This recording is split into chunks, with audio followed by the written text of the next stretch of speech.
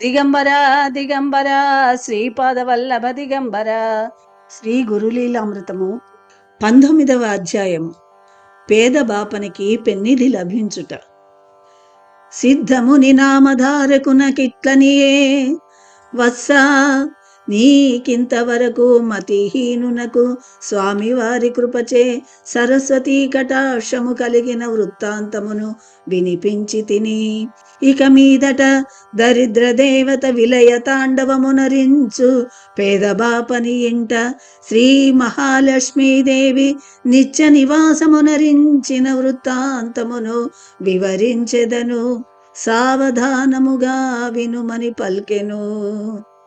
నామధారకుడు గురురాజా నృసింహ సరస్వతీ స్వామివారు కరుణా సముద్రులై దీనజనోద్ధరణమునరించిన సుధామయమగు కథలను వినుటకు నోచుకొనిన వాని జన్మమే జన్మము. ఆహాహా ఆనందమానందము అని ఆనందాశ్రవులను రాల్ప సిద్ధముని నామధారక, నీకు శ్రవణానందమునరించు నీ కథలను వినుటయే గురులీలామృతమును పరిపూర్ణముగా తెలుసుకొనుటయగుచున్నది. నాకును ఇంకొక పరి గురులీలామృతమును పురాణముగా ప్రవచనము చేసిన పుణ్యము సంప్రాప్తమగుచున్నది. గురులీలామృతమును విన్నను, దెలిపినను, పారాయణమునరించినను సర్వాభీష్టములు నెరవేరును అని తెలిపి అవ్వలి కథనిట్లు తెలుపుచున్నాడు. శ్రీ నరసింహ సరస్వతీ స్వామివారు బిల్లవాడి యందు కొంతకాలముండిరి. తదుపరి యచట నుండి దక్షిణ దిశగా పయనము సలిపి నరసింహవాడి క్షేత్రమును చేరిరి. ఈ క్షేత్రమున వారు 12 సంవత్సరముల కాలము పాటు స్థిరముగా నుండిరి. శివ, భద్ర, కుంభి, భోగవతి సరస్వతులను 5 నదులను పంచగంగలని ప్రసిద్ధి నొంది కృష్ణానది యందు సంగమించుటచే నీ క్షేత్రము కాశీ ప్రయాగలకెనయగును. ఆ కారణముననే స్వామివారచట చాలా కాలము వసించిరి.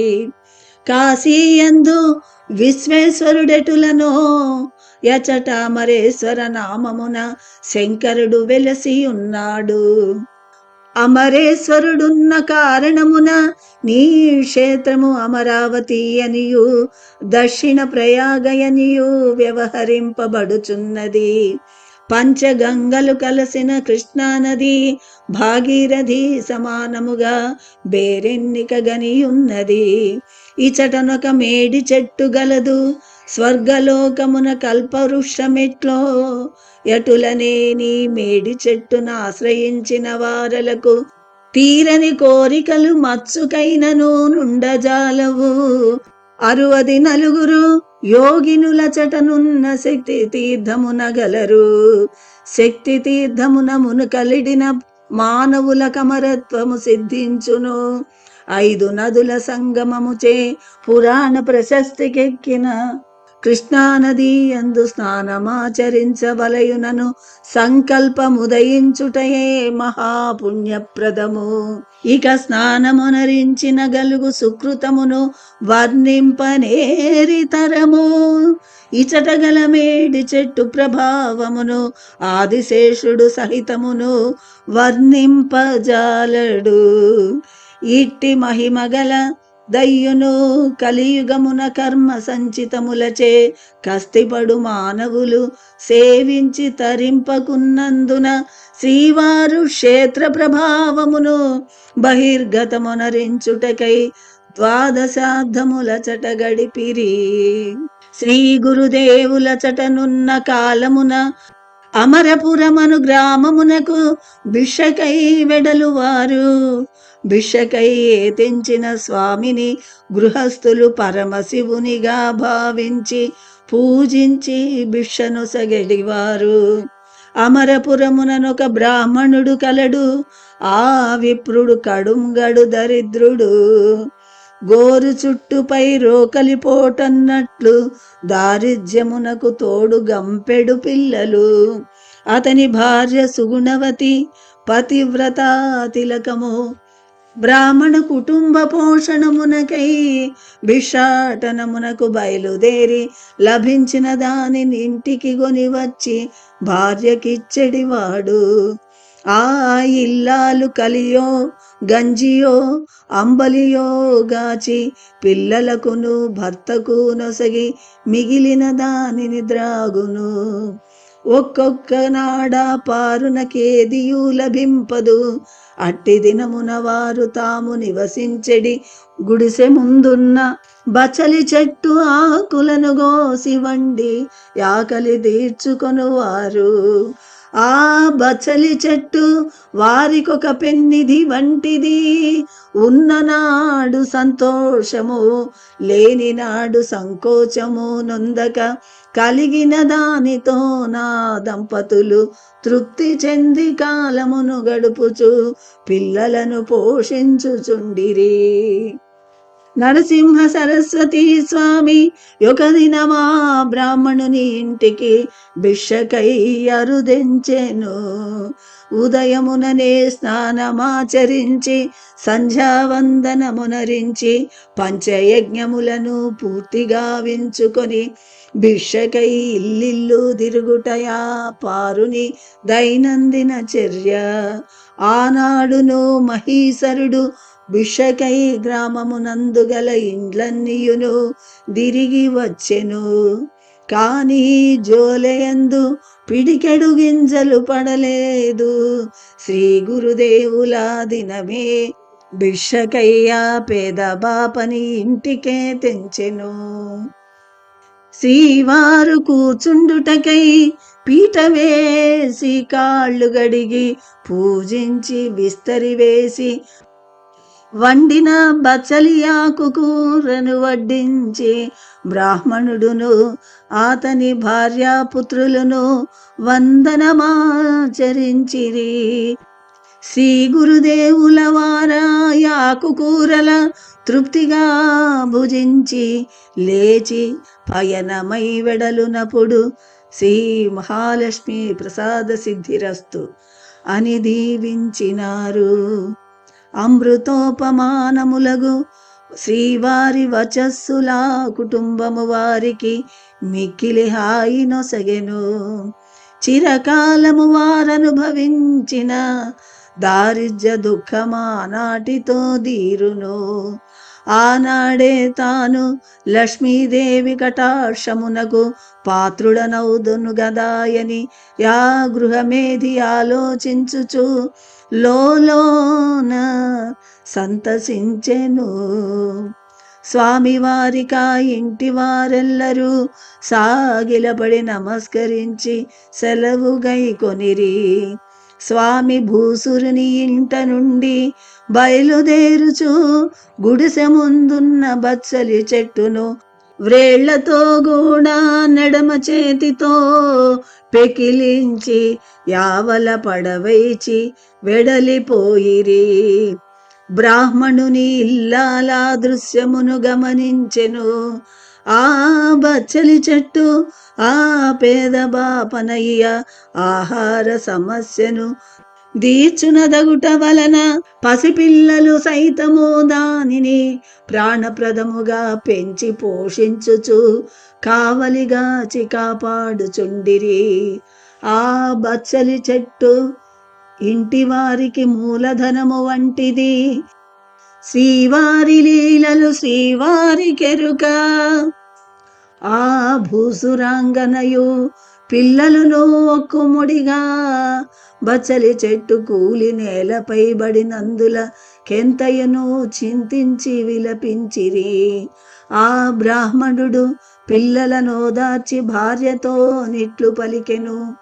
బేలా, ఎంత అజ్ఞానమున మునిగి ఉన్నావు. రాతిలోనున్న కప్పకు రాతి అందే ఆహారము లభించుటలేదా?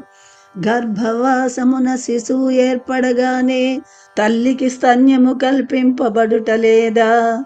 అడవి పక్షులకు ఆహారమిచ్చి మృగజాతికి మేపు పెట్టువాడు సర్వేశ్వరుడు కాదా.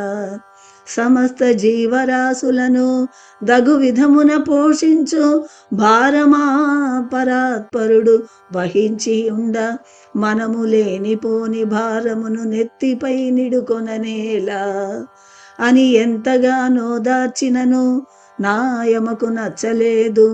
ఆయమ దుఃఖము నాపుకొనలేక, అయ్యయ్యో మన వచ్చలి చెట్టు పాడైపోయినదే, మనకింక గతి ఏమున్నదని వాపోవుచునేయుండెను. తల్లితో బాటు పిల్లలేచుచుండిరి.